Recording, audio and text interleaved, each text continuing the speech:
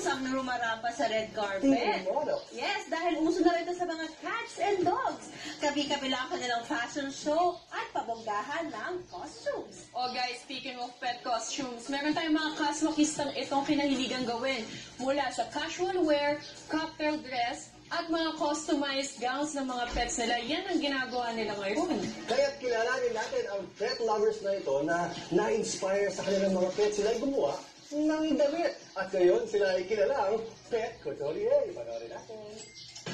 Kapamilya na ang turing ng mga pet lovers sa kanilang alagang aso o pusa. May ilan na binibihisan pa ang kanilang pets kapag namamasyal.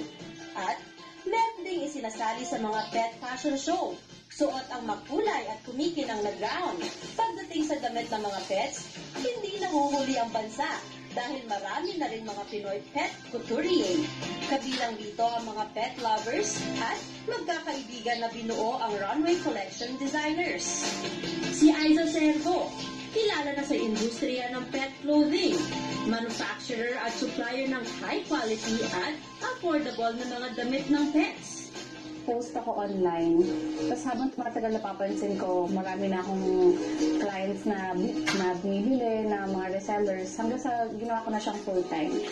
Hands-on si Aiza pagdating sa mga style ng damit. Dito sa craft na to, kailangan lagi kang may mga bagong idea, saka design na ipapakita sa mga clients mo para hindi sila magsawa. Lahat ng klase ng damit ng pets ay ginagawa ng AC Sketch and Stitch. At patok sa mga kliyente ang mga casual wear for pets na gawa ni Aiza. Bukod sa breeder ng mga aso, naging hobby na ni Jojo D ang pagtahi ng mga damit ng pets. Simula kasi yung tandem ng my daughter and my dog. Tapos nanalo sila. Simula nun, nagka-interest ako. Tatak Jojo D Pet Couture ang mga handcrafted flowers. Gamit niya ang glittering tool, mga shining at shimmering fabric. Ka-importante sa akin, yung damit na kahit na mukhang mabigat, hindi siya mabigat. Very lightweight siya. 10 years na sa industriya si Jojo at patuloy pa rin na tinatangkilik ng mga pet owners ang kanyang mga party at ball gown creation. Isang certified pet fashionista, si Prince Charles Galang, hanggang nakilala bilang pet couturier. 2013 na naengganyo kaming mag-join sa isang pet fashion show. Then nanalo kami at the same time. So doon nag-umpisa na gumagawa kami ng pet costume. Kilala ang Comfy Paws sa mga gowns for pets na may detalyadong disenyo. Pininilang po namin is yung picture ng dog, favorite color ng may-ari para ma-incorporate po namin kung bagay po sa kulay.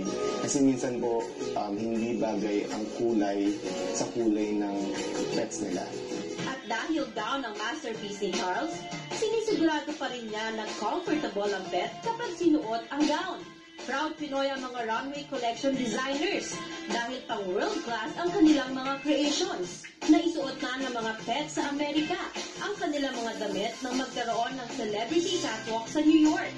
At nailagay din sa local newspaper sa US ang gown ng Comfy Paws. Nakakatuwa na marami nang gumagamit ng mga ginagawa naming damit.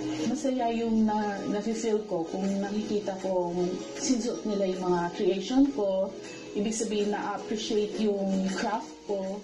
Nadagdagan yung inspirasyon ko na hindi lang pala pang Pilipinas yung gawa namin, na pwede rin palang i-export. Guys, naalala niyo ba si Paolo Trinidad?